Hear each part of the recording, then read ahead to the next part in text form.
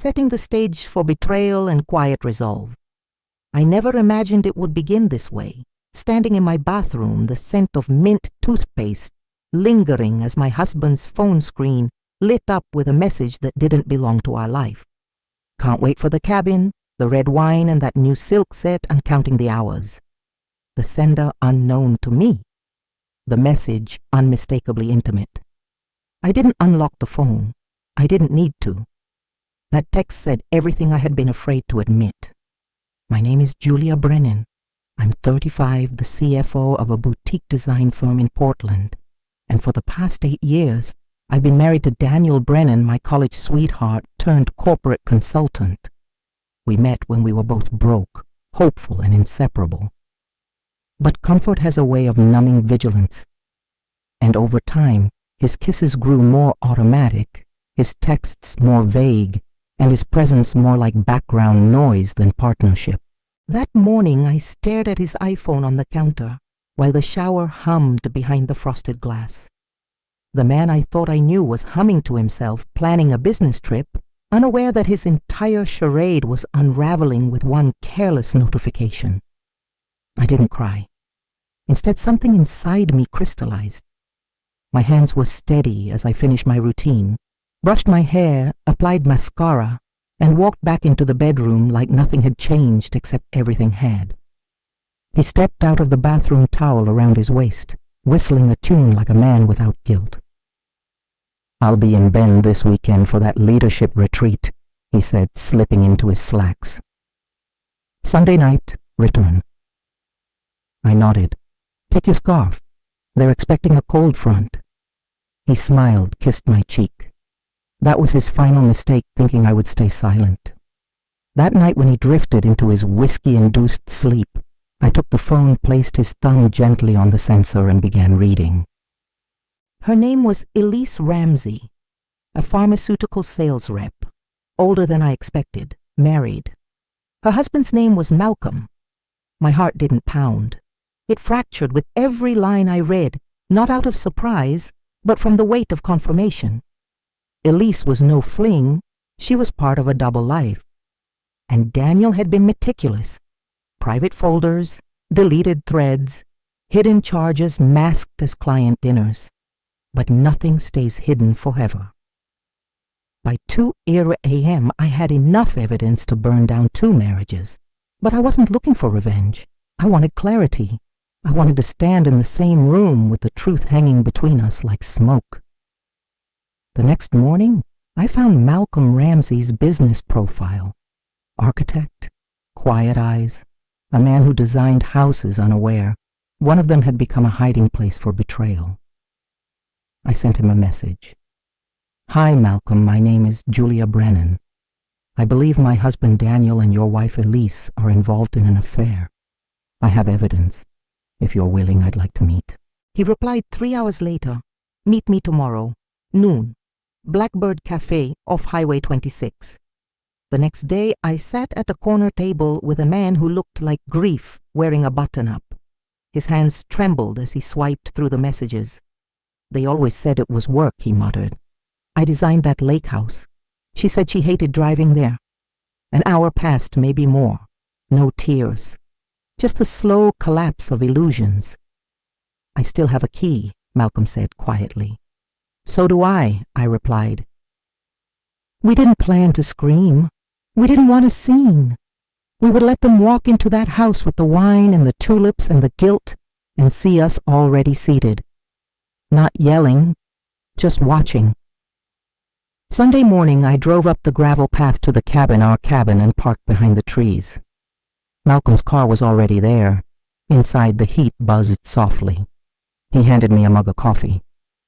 "This place feels colder," he said. I nodded.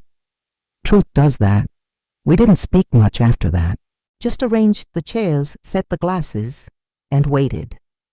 By 5:57 p.m., everything was still. Outside headlights pierced the dusk.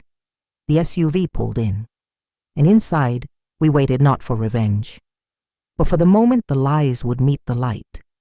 The lake was still, the water like glass, reflecting a gray sky that promised silence, not storms.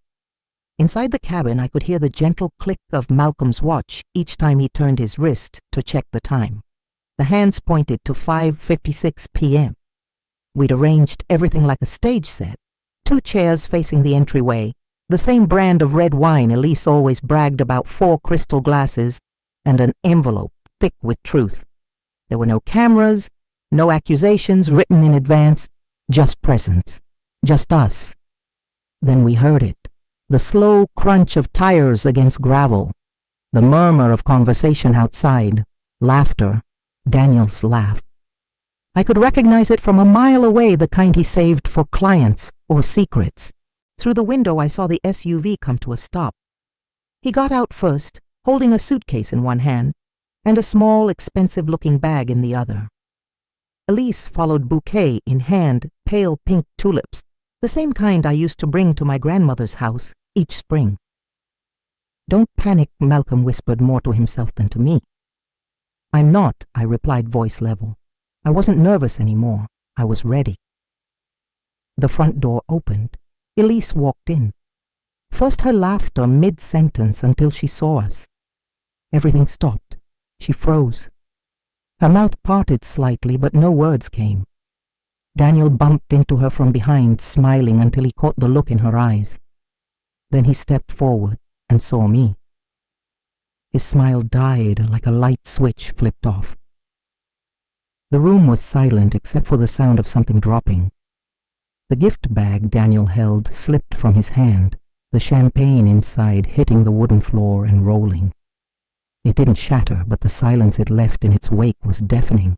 Elise's bouquet hit the ground. The tulips scattered like confetti at a funeral. "Welcome to your weekend getaway," I said calmly. "We thought we'd set the scene for you." Daniel's eyes flicked to the wine glasses, then to Malcolm, then back to me. "Julia, this isn't what it looks like."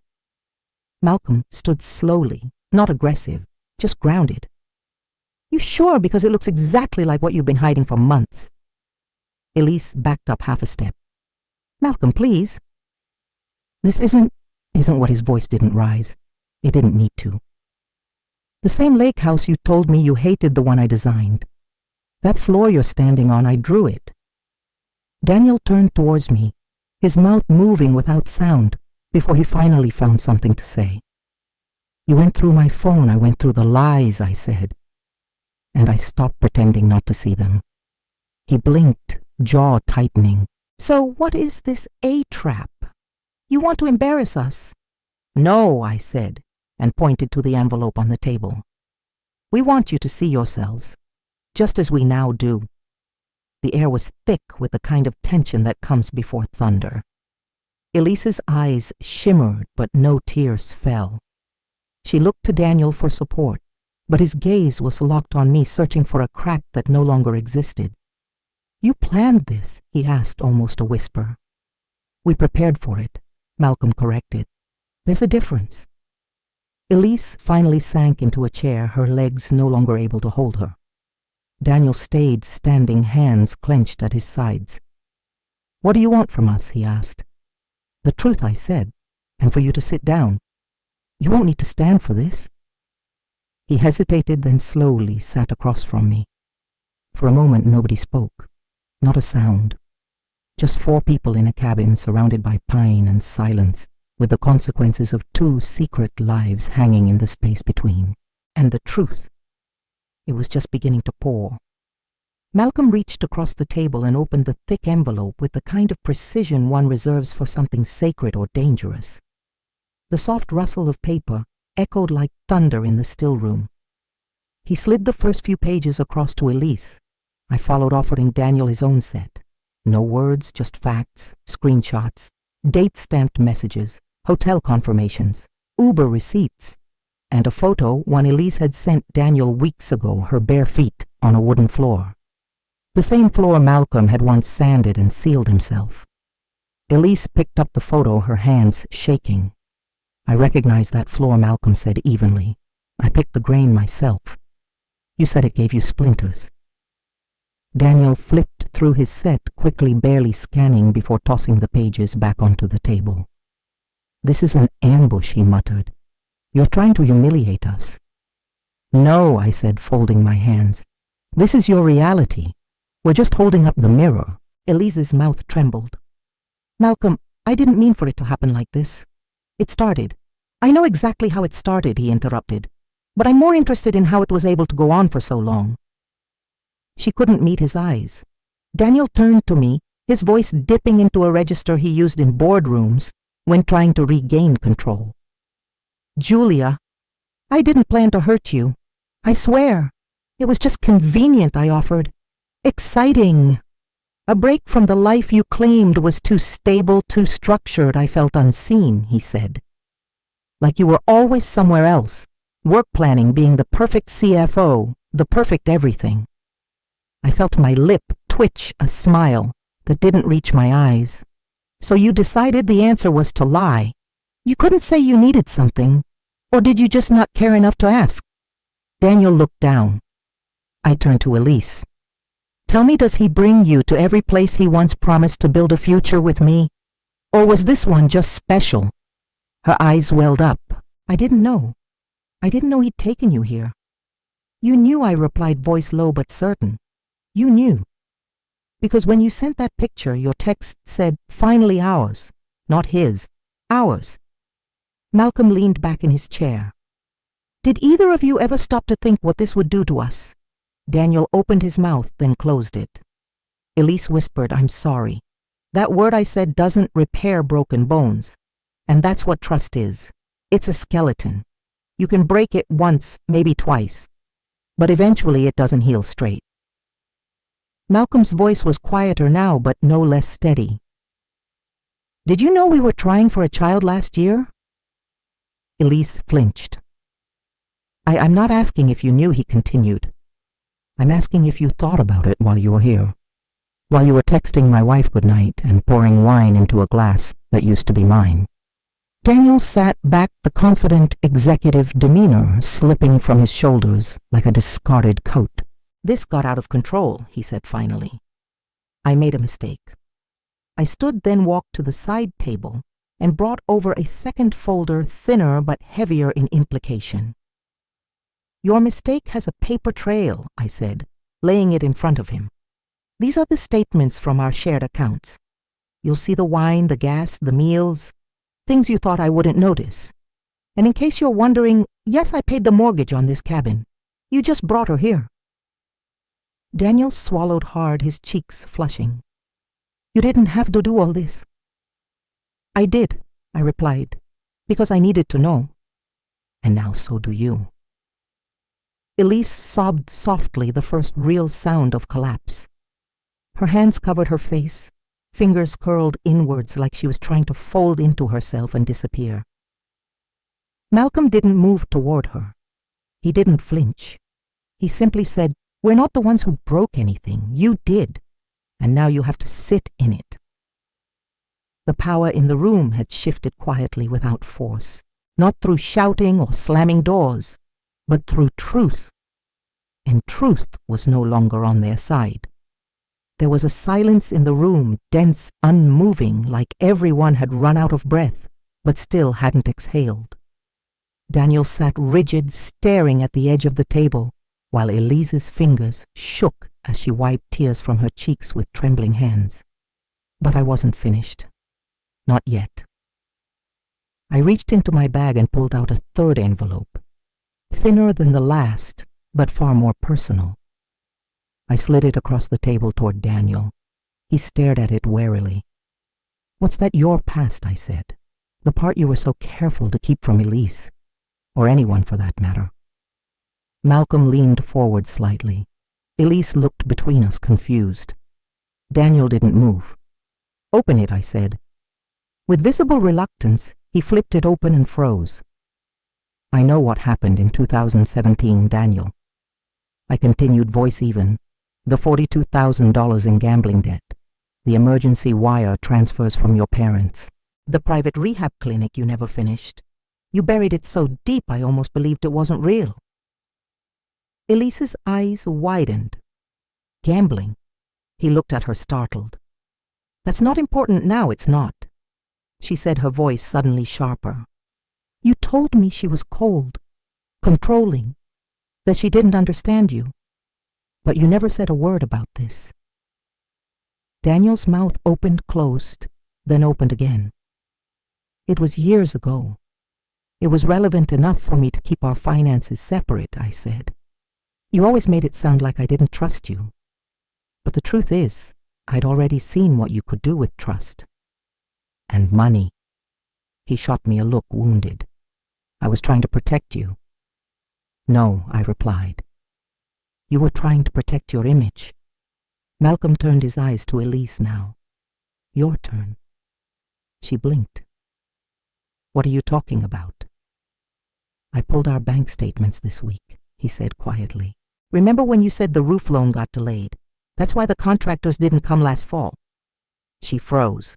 You sent $10,000 to a center in Spokane, he said, to a man named Jackson Ramsey, your brother. She looked down silent. I would have helped him, Malcolm added. All you had to do was tell me. I didn't want you to think I was being manipulated again, she whispered.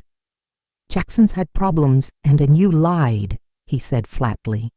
You could have just told me. You didn't even give me the chance to care. Elise gripped her knees, her nails digging into her jeans. I was ashamed. We all are, I said, standing now, the calm edge of my voice slicing through the air. But shame doesn't excuse secrets. It creates them. Daniel finally found his voice again brittle. You kept this cabin a secret from me too. Correction, I said. I kept it sacred. You just used it like a discount motel. Elise looked like she wanted to sink into the earth. Daniel couldn't meet my eyes anymore. Then Malcolm spoke again, softer this time. You know what hurts the most? They looked at him uncertain. That I was completely left out of my own marriage. That you, Elise, built a separate world while I was still trying to fix the cracks in ours. He turned to me, nodding slightly. Same for you, huh? Exactly. I said, the weight of it resting in my chest. We were carrying both of them, emotionally, financially, and for what a version of them that didn't even exist. The room fell quiet again. They didn't just cheat, Malcolm added. They curated entire lives outside of us. And in doing so, they didn't just lie to us. They left us behind. Elise sobbed again, smaller this time. Daniel stared at nothing. The lies weren't singular. They layered, years of them stacked into the shape of people we thought we loved. But now we saw them for what they were, and we weren't going to be buried under their weight any longer. The silence after Malcolm's final words lingered heavy, conclusive, like we had all reached the last page of an ugly book and were just waiting for someone to close the cover. Elise sat curled in her chair, her arms wrapped tightly around herself. Daniel slumped back, eyes glassy, his carefully constructed facade now scattered across the cabin floor, like the petals from Elise's dropped bouquet. And then out of nowhere, Elise looked up. There's something else, she said, voice faint but steady. Daniel raised his head slowly. I narrowed my eyes. Malcolm turned to her, cautious. Her lips trembled. I didn't plan to say this, not like this. But you all deserve the truth, and if I wait any longer, I might never say it. No one spoke. We were past the point of interruptions. She took a deep breath. I'm pregnant. The words dropped like a brick into the middle of the room.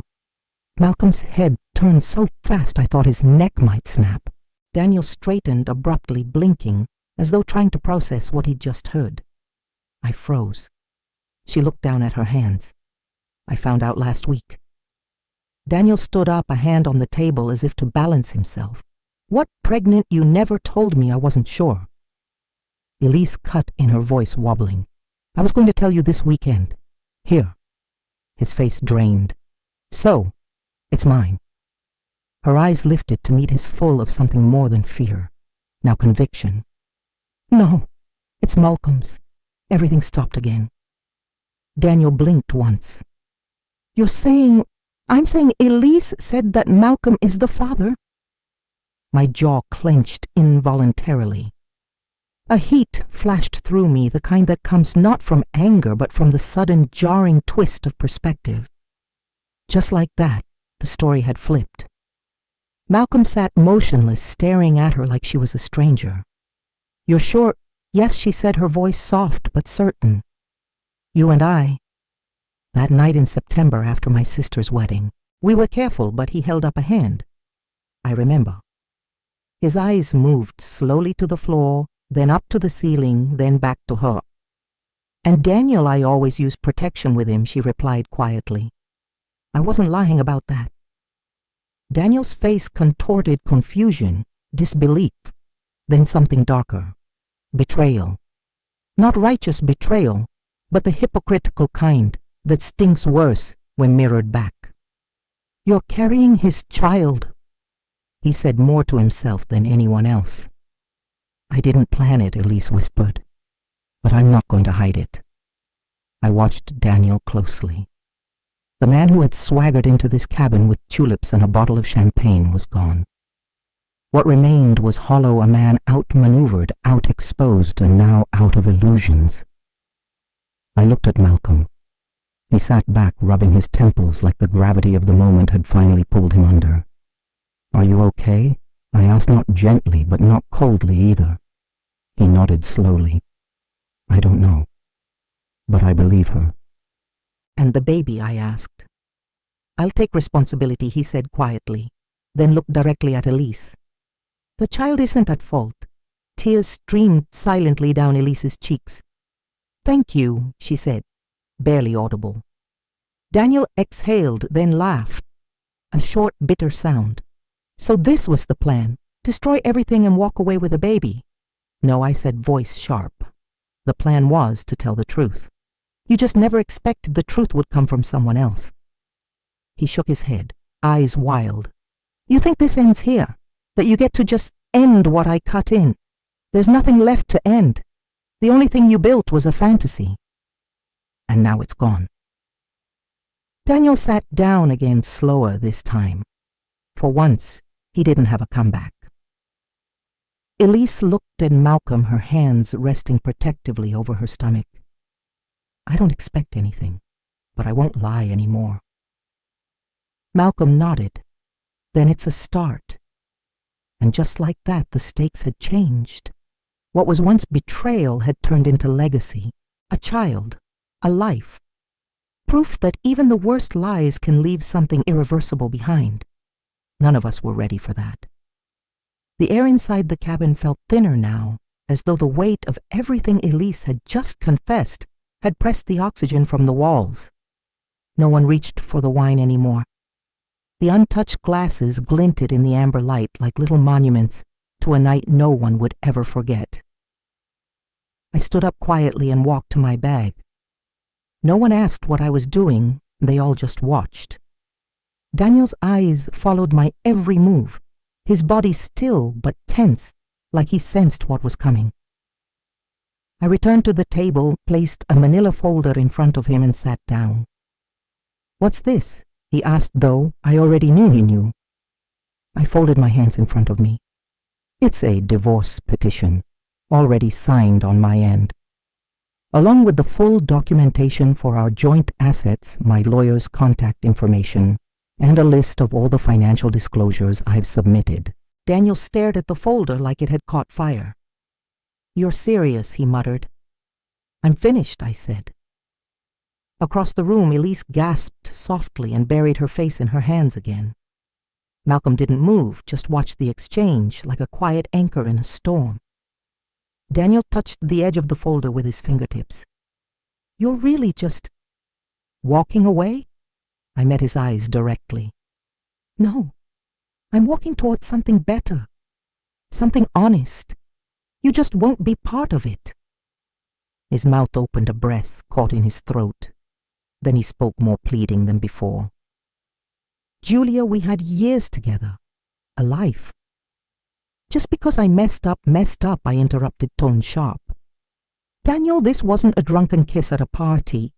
You built a second relationship. You lied to my face for months. You used our cabin like a weekend rental for your affair. That's not a mistake. That's a choice." He leaned forward, eyes desperate. "You can't tell me you don't still feel something." I took a slow breath, steadying myself. "I do feel something. I feel relief. I feel clarity. And I feel like I don't need to waste another year hoping you'll change." Elise was quietly sobbing again. "I'm so sorry, Julia." I looked at her for the first time since the reveal.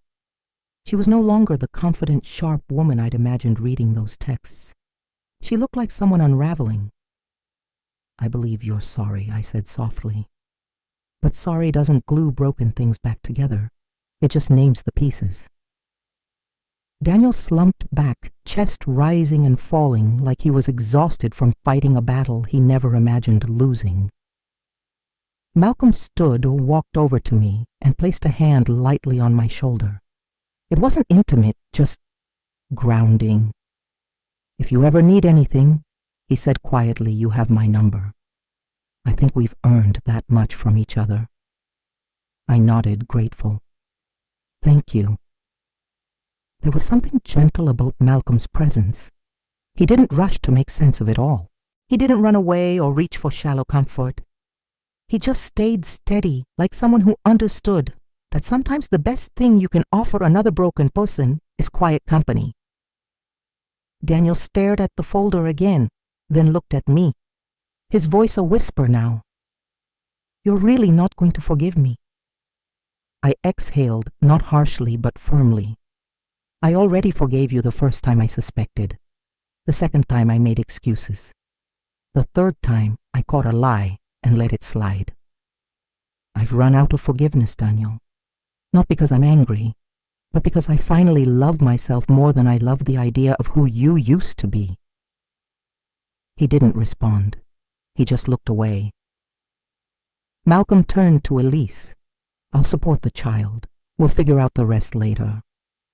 She nodded, tears streaking down her face. "Thank you," she whispered.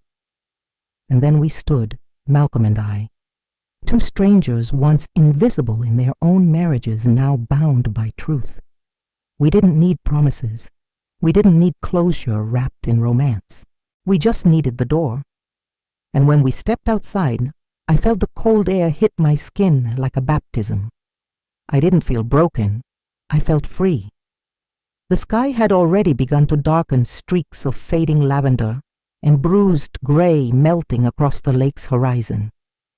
The porch light cast a muted glow over the wooden steps as Malcolm and I stood side by side, staring out into the slow descent of evening.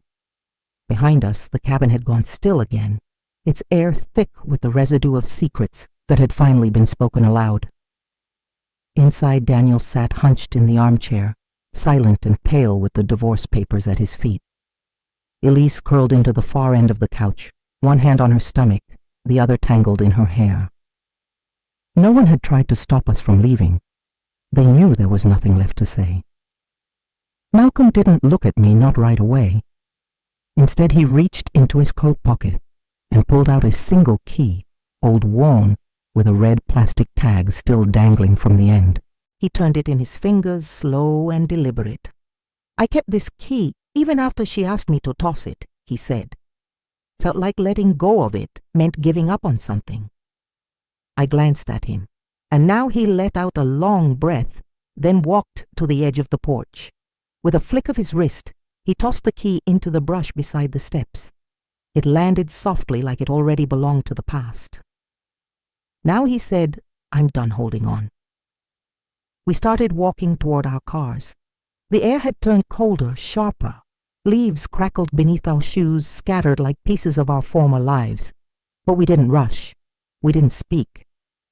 There was a reverence to our silence, like a moment of respect before a burial.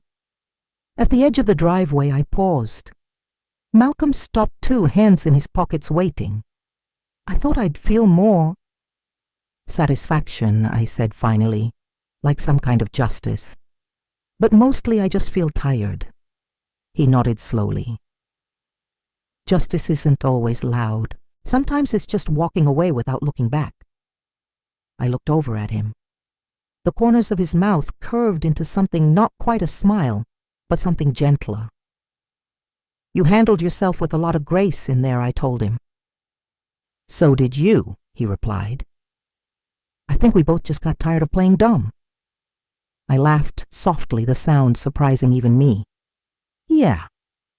I used to think staying quiet was mature. Turns out it was just fear dressed up in a nice coat.